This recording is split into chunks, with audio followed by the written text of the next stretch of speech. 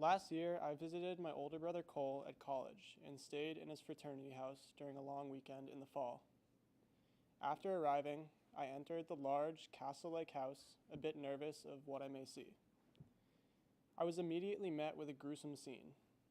Sticky floors, turned over tables, bottles aligning all the windowsills, and a stench that could only be described as mold mixed with a lot of Axe body spray. Cole introduced me to a few of his fraternity brothers when we got upstairs. One approached us yelling, "Hey, Dad," while looking at Cole. I looked at him utterly confused. I wasn't aware he had become a father in his second year of college. Soon after, he explained that he was known as the frat dad, due to his reputation of looking after everyone, being responsible, his role as vice president of the brotherhood, and of course, his undeniable dad bod. But when we entered his room, it seemed that we had stepped on another planet. The smell dissipated, the mess was gone, and the order and cleanliness I had always known Cole for was reappearing. In the middle of this excuse for a living residence was an oasis of order, responsibility, and intelligence. While unexpected in this environment, if you know Cole, something like this is actually very expected. Now, I solely refer to my older brother as Dad, which seems to confuse a lot of people, but to me, it's his most fitting title. This whole experience got me thinking. This fundamental part of my older brother's personality had to come from somewhere. After some digging, I stumbled across studies on how birth order can affect one's personality. The descriptions of each sibling, the firstborn, the middle child, and the lastborn, were eerily accurate as pertaining to my own family. I wanted to share this with all of you in hopes that you might find your own personal connections to it and understand your own and your family members' personalities more fully. I am one of 4 boys in my family. Cole is the oldest, then Lee, then me, and the youngest is Brody. The study began with describing what firstborns are usually like. It stated, firstborns are seen to possess more of these types of qualities. 1, higher academic achievement and ambition. 2, a stronger sense of maturity and responsibility. And 3, better leadership skills. Enter Coltrane Goodman. 3 years older than me and the firstborn of the Goodman family. Cole is an academic weapon. When back in high school, he breezed through countless AP courses, scored almost perfectly on his SAT, graduated with high distinction in every subject, and attended a prestigious Ivy League school, the model child. Cole's successful academic career, his role as a responsible father to his fraternity, and his clear leadership skills have made him who he is today. This study finally gave me a reason for his smarts, his maturity, and his leadership, which were said to have stemmed from my parents' greater expectations of their firstborn. Next in the study about birth order was a description of the typical middle child. It stated, middle children were usually 1, cooperative, 2, flexible and sociable, and 3, able to make and maintain friendships easily. These qualities were said to have stemmed from the less attention usually given to middle children by parents, so they seek attention outwardly with friends. Now enter Leland Goodman, the upper and a little more liked middle child of the Goodman family. Lee, as I like to say, is a social butterfly. He always seems to be liked by everyone. His easygoing nature has made it simple to make friends. Lee even maintained a girlfriend for all of his 4 years at Brooks, and it seemed like they never had a single fight. Lee never makes anything difficult. His cooperative and agreeable manner takes form in every interaction I've seen him have. An example of Lee's middle child demeanor brings me back to Christmas break 2 years ago. Lee and I set out to play some hockey, pond hockey, on Lake Kachikawick. And in our family, we are the 2 most competitive, being the closest in age. We began a game of one-on-one, each of us stumbling over the thick sheet of bumpy ice with our limited skating background. Naturally, we began playfully insulting each other to try to get inside the other's head and mess up their game. Lee shouted, "Where are your ankles?" as he darted by me toward the net. He slid one in, making the score 1-0.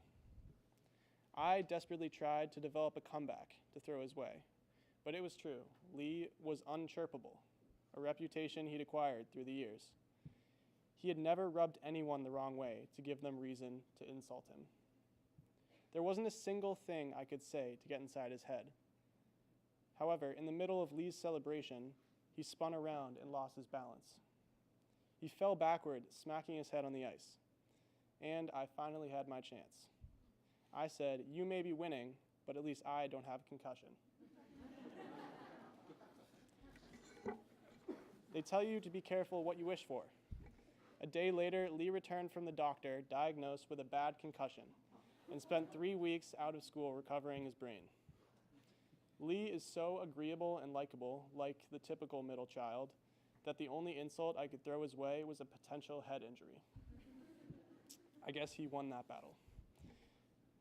I found myself, the lower middle child, in arguably the most irrelevant spot in any family.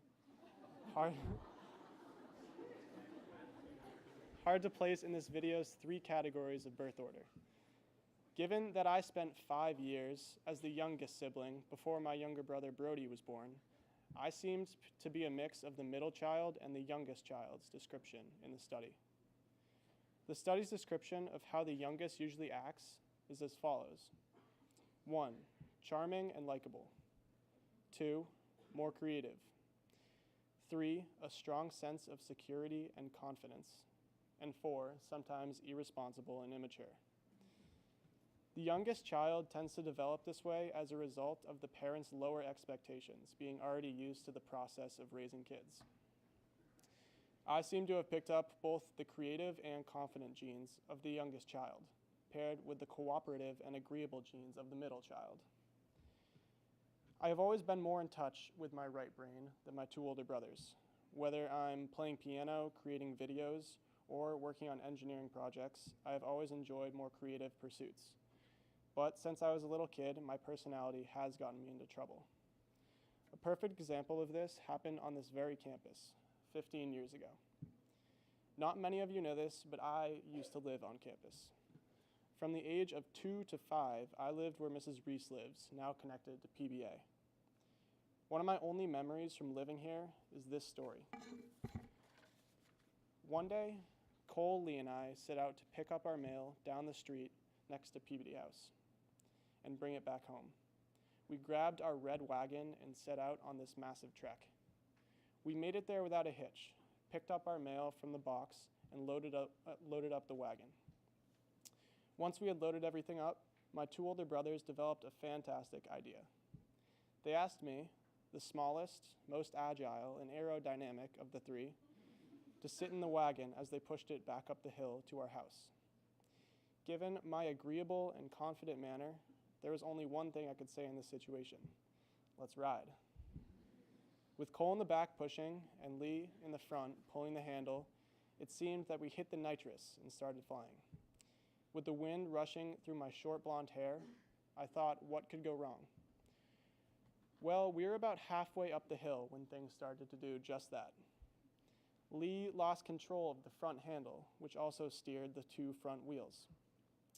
He let go with the wheels facing toward the side of the street with the girls' varsity soccer field. The wagon began to swerve, and Cole, instead of pulling back to stop the cart gone haywire, let go as well, leaving me, 3-year-old Henry, helpless. I was aimed right toward the parking indent in the road behind the soccer net. I braced myself for the impact of the blue Civic. The thick, black metal handle of the cart, which was dragging on the ground in front of me, hit the car first. It swung up, around, and hit me right in the forehead. I instantly got up to sprint home, blood spurting out of my head, covering my white t-shirt. It was horrific, and at that point, I knew there was no way I would ever come to this school. But here I am.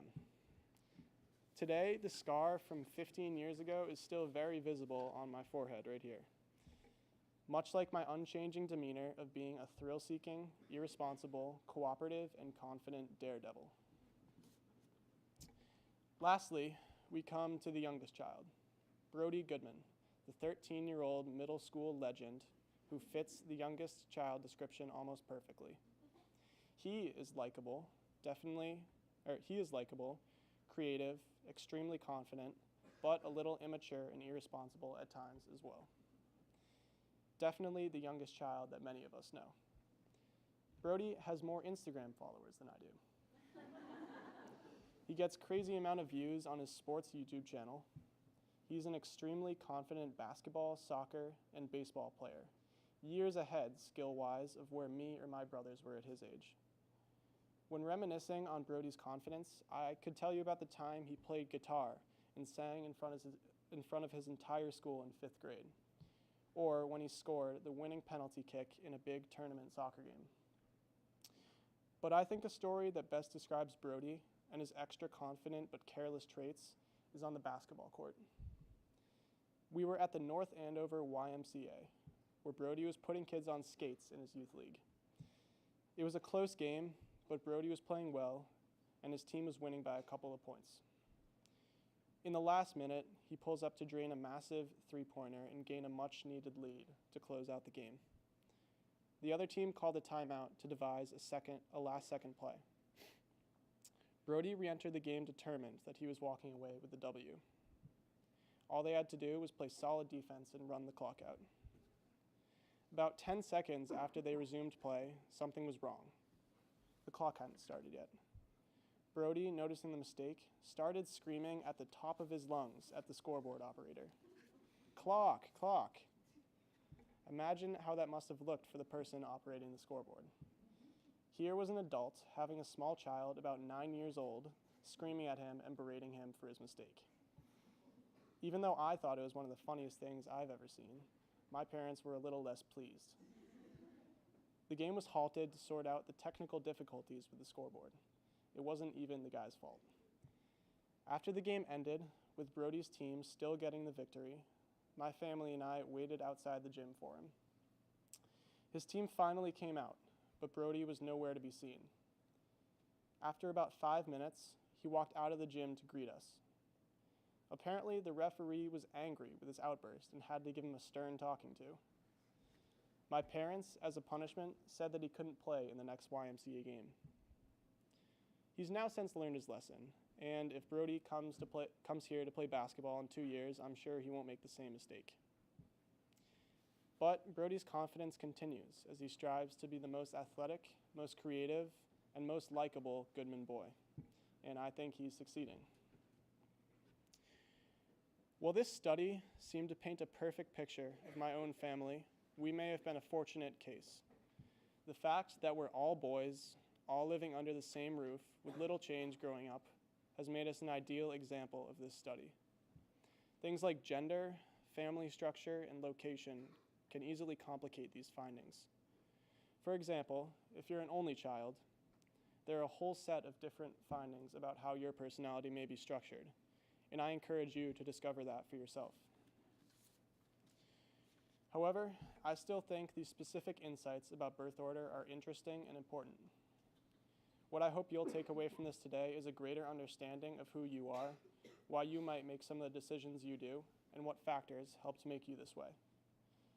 The greatest benefit of learning more about ourselves, no matter what influences we're considering, is the opportunity to accept and embrace these characteristics or to change them for the better. Once we acknowledge or redefine ourselves, we can more effectively make decisions, create relationships, and form bonds between us and the community. My own family is so similar in personality, interests, upbringing, and even our physical looks. But what I've learned from them has been all about our differences. So I invite you to embrace your own self, but not be afraid to learn from others and their own unique attributes. Thank you.